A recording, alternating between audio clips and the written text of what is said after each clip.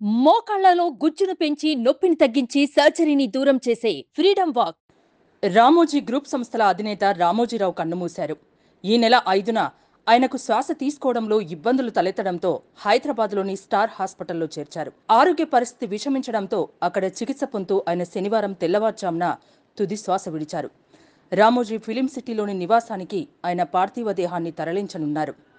1936 November 16న Krishna జిల్లా పెదపారుపూడిలో రామోజీరావు జన్మించారు.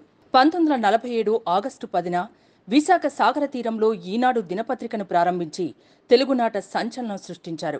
ఈనాడు దినపత్రిక, ఈటీవీ భారత్ వంటి సంస్థలతో మీడియా రంగంలో నెలకొల్పారు. అంతేకాకుండా నిర్మాతగా టాలీవుడ్లో ఎన్నో మరుపురాని సినిమాల్ని నిర్మించారు. తెలుగు, బెంగాలీ, హిందీ, కన్నడ, తమిళ భాషల్లో పలు సూపర్ హిట్ సినిమాల్ని నిర్మించారు. సమాజాన్ని మేల్కొల్పేలా ఆయన సినిమాలు ఉంటాయనే గుర్తింపును పొందారు. 2016లో భారత ప్రభుత్వం రామోజీరావుకు రెండో అత్యున్నత పురస్కారమైన పద్మవిభూషణ్తో పాటు గౌరవ డాక్టరేట్లు, అవార్డులు అందుకున్నారు. మయూరి, ప్రతిఘటన, మౌన పోరాటం వంటి ఎన్నో సందేశాత్మక సినిమాలు వెలువడ్డాయి. రామోజీరావు మృతి పట్ల పలువురు రాజకీయ, సినీ ప్రముఖులు దిగ్భ్రాంతిని వ్యక్తం చేస్తున్నారు.